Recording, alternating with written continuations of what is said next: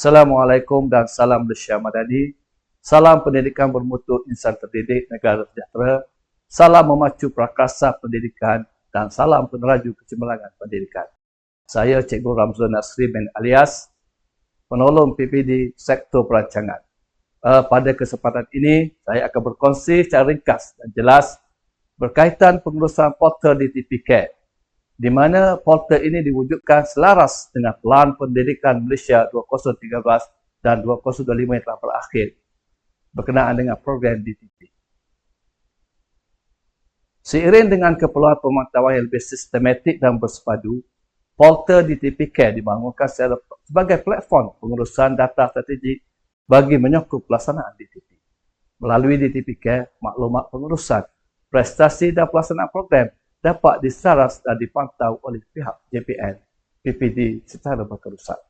Justru, kewujudan DTP-Care berfungsi sebagai medium sokongan digital kepada pelaksanaan DTP dalam memastikan keputusan pengurusan dapat dibuat secara lebih tepat, berfokus dan berimpak tinggi terhadap peningkatan kualiti pendidikan di peringkat daerah dan negeri. DTP-Care atau District Transformation Program (CARE) merupakan satu sistem dashboard dalam talian yang dibangunkan bagi menyokong pelaksanaan program transformasi daerah di peringkat pejabat pendidikan daerah. Sistem ini membolehkan pemantauan prestasi sekolah dilaksanakan secara berstruktur, berfokus dan berasaskan data yang tepat serta terkini.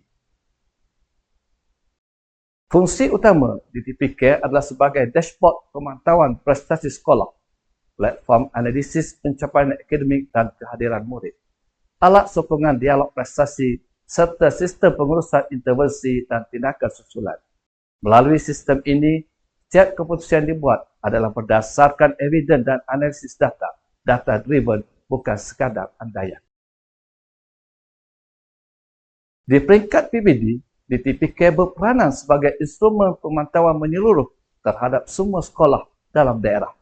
Melalui paparan ini, PPD dapat mengenal pasti sekolah fokus, menganalisis jurang pencapaian serta mengesan tren peningkatan atau penurunan prestasi. Maklumat ini seterusnya digunakan untuk merancang bimbingan berfokus dan intervensi strategik secara lebih tepat dan berimpak tinggi. Paparan portal DTP-Care di peringkat sekolah memaparkan beberapa modul utama yang menyokong pemantauan dan penambahbaikan prestasi sekolah secara berasaskan data. Secara keseluruhannya, portal ini menjadi pusat sendi bagi sekolah memantau prestasi, merekod pelaporan dan merancang intervensi secara lebih sistematik dan berfokus. School Support Tracker atau SCST berfungsi sebagai medium merekod dan memantau pelibatan pemegang taruh termasuk pegawai KPN, JPN dan PPD dalam proses bimbingan serta konsultasi di sekolah. Modul ini memastikan setiap bentuk sokongan yang diberikan direkod secara sistematik dan boleh dijejak keberkesanannya selaras dengan prinsip accountability dan ketulusan. School Performance Tracker atau SCPT memaparkan markah standard quality at sekolah atau SCAS. Di peringkat sekolah, modul ini membantu pihak pengurusan menilai kekuatan dan kelemahan berdasarkan skor sebenar mengikut standard pencapaian. Di peringkat PPD pula, SCPT digunakan untuk membandingkan markah antara sekolah serta mengenal pasti institusi yang memerlukan bimbingan dan intervensi tambahan bagi meningkatkan tahap kualiti pengurusan. Modul pelaporan PIBKS pula memfokuskan kepada tahap pelibatan ibu bapa, komuniti dan pihak swasta dalam menyokong pembangunan sekolah.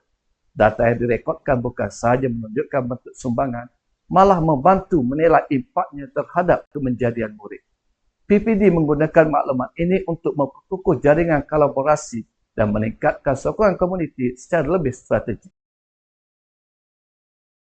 Modul profil murid tingkatan 5 memaparkan analisis pencapaian akademik, kehadiran serta status murid berisiko gagal, khususnya bagi sekolah fokus DTP sahaja.